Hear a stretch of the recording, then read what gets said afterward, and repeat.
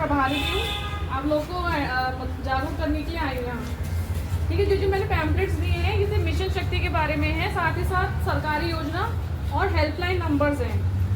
ये जो चक्र देख रहे हैं आप, ये है हेल्पलाइन नंबर्स के चक्र। ठीक है, जो आपके लिए इम्पोर्टेंट है, जिसको मैं समझाना चाहती हूँ, जो आपके पॉइंट ऑफ व्यू से ज़्यादा इम्पोर्टेंट है, वो है 1930 साइबर हेल्पलाइन नंबर।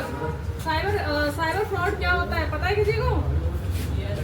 क्या होता है साइबर फ्रॉड? जैसे फोन आता है, हाँ, OTP मांग पूछने लगता है या फिर आपकी पर्सनल इन्फॉर्मेशन के बारे में जानने लगता है। साइबर फ्रॉड के बारे में बता दिया जाए, ये जो टॉपिक है साइबर फ्रॉड का, ये तो बहुत बड़ा टॉपिक है, लेकिन थोड़े से एग्जांपल्स देकर मैं आपको समझाना चाहती हूँ साइबर फ्रॉड होता क्या है। साइबर फ्रॉड जो ऑनलाइन ट्रांजेक्शन जो होते हैं बैंकिंग के, या ऑनलाइन मोबाइल से, कंप्यूटर से, जो भी ऑनलाइन हम लोग जो काम करते हैं, उससे अगर फ्रॉड होता है तो उसे साइबर फ्रॉड की कैटेगरी के अंडर रखते हैं। साइबर फ्रॉड की जो जो उसकी लाइन है बहुत बड़ी है। जैसे कि हम लोग यूज़ करते हैं अपना मोबाइल फ़ोन किससे रजिस्टर्ड होता है? हमारे बैंक से रजिस्टर्ड होता है। मोबाइल नंबर जो हमारा होता है वो बैंक से रजिस्टर्ड होता है, क्योंकि जब भी खाता खोलने जाते हैं तो हमारा KYC होता है, यानी कि नो योर कस्टमर, तो हमारा नंबर जो है रजिस्टर्ड हो जाता है उसमें। तो इस जो भी मैसेजेस आते हैं हमारे बैंक से रिलेटेड, या फिर हम जो भी ट्रांजैक्शन करते, पैसे निकालते हैं बैंक से, ATM के थ्रू निकालते हैं, तो हमारे सारे मैसेजेस इस मोबाइल में आते हैं, क्योंकि हमारा रजिस्टर्ड हो गया है मोबाइल। तो मैं ये बताना चाहती हूँ, जैसे हम बैंक में जैसे हम लोग मतलब पैसे निकालने गए अपने डेबिट कार्ड से, क्रेडिट कार्ड से नहीं होता, डेबिट कार्ड से होते पैसे निकाले जाते हैं। ठीक है, तो उससे हम लोग पैसे निकाले, हमारे पास मैसेज आता है कि इतने पैसे हमारे पास डेबिटेड हो गए।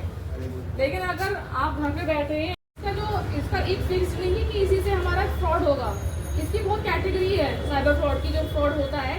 तो एक तो होता है जैसे वेडिंग कार्ड अगर व्हाट्सएप के थ्रू भेजना, अगर उसको खोलते हैं तो भी आपका जो है वो हैक कर लेता है मोबाइल।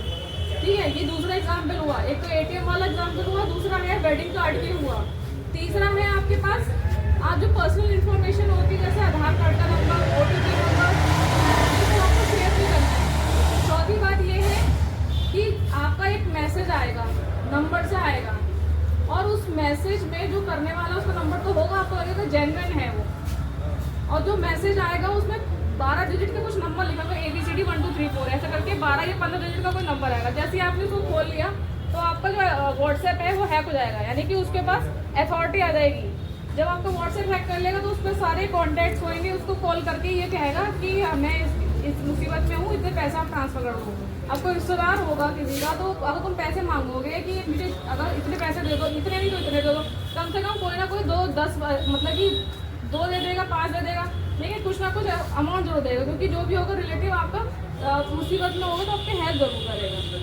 तो उसके पास सुबह से लेकर शाम तक वो कॉल आते रहे कि अपने उसके रिलेटिव्स की, क्या आप मुझसे पैसे मांग रहे हो, क्या हो गया, क्या दिक्कत है। ठीक है, तो इस तरीके से उसने अपना उसका व्हाट्सएप हैक कर लिया था। मैं बताना चाहती हूँ इस तरीके का, अगर जैसे हम लोग मैसेज आता है तो उसे ऊपर से देख लिया कि किसका मैसेज है, नहीं उसे खोलना नहीं है, खोलने से आपका जो है हैक हो जाएगा। ये अभी लेटेस्ट जो है आपका फ्रॉड चल रहा है साइबर का। ठीक है।